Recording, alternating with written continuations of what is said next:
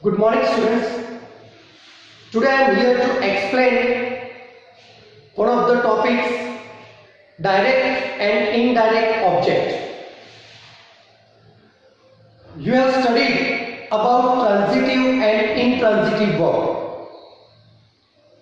Transitive verb, a verb that requires an object to complete the meaning. I repeat, a verb that requires an object to complete the meaning, it is called transitive verb.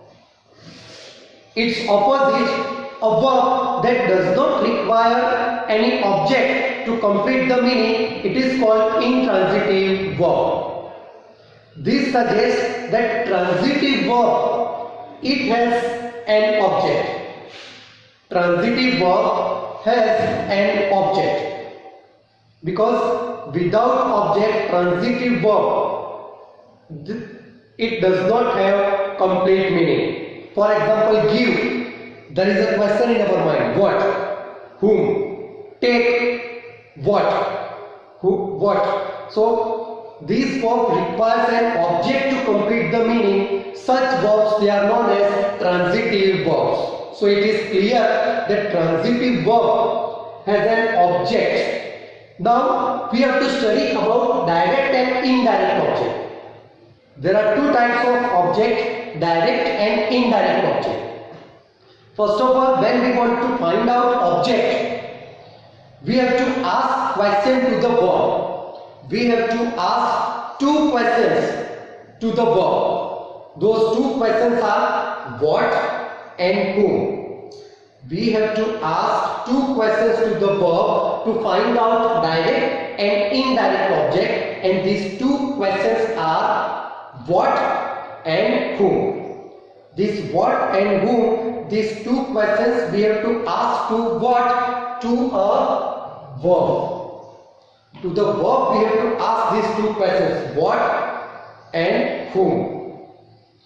Then whatever answer we get after asking this what and whom question, whatever answer we get, that is our object.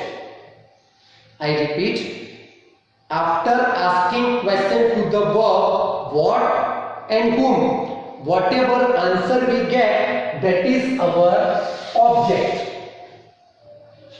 Now, how many questions we have to ask? Two. What and whom. So when we ask question to the verb with what, and whatever answer we get, that is our direct object. When we ask question to the verb what, and whatever answer we get, that is our direct object. And its opposite, when we ask question to the verb with whom, and whatever answer we get, that is our indirect object. See this example. He gave me a pen. Here, what is the verb? Gave. Now, to identify direct and indirect object, we have to ask two questions. What and whom. Now see, verb is gave.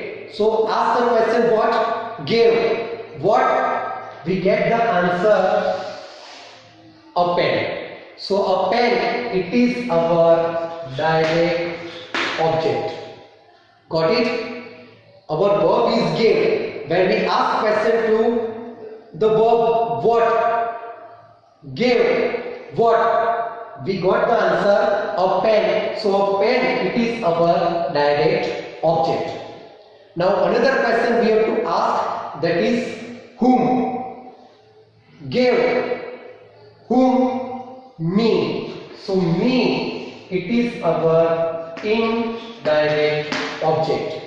See here, he gave me a pen. In this sentence there are two objects, direct object as well as indirect object. How we have identified? Because we have asked question to the verb gave, what and whom, and we got answers a pen and me. So a pen, it is direct object, and me, it is our indirect object. Now students, remember, in some of the sentences there is only direct object, and in some sentences there are only indirect object. See the next example. She delivered a speech on 15th August 2019. She delivered a speech on 15th August 2019. In this sentence, what is the verb? The verb is delivered. Now ask question with what? Delivered. What? A speech. So a speech, it is our direct object, because we have asked question with what and we get the answer a speech. So a speech, it is our direct object. What is the verb here? Deliver. Deliver. Whom? Here answer of whom is not given. It means in this sentence there is no indirect object. So in the second sentence only one object, and that is a speech, and it is a direct object. See the next example. Mayank's father scolded him for his misdeed. Here the verb is scolded. Mayank's father scolded him for his misdeed. The verb is scolded. Now ask question with what? Mayank's father scolded what? Are we getting answer? No. So it means in this sentence there is no direct object. Now ask question with whom? Mayank's father scolded whom? We get the answer him. So him, it is our indirect object. I hope you have understood.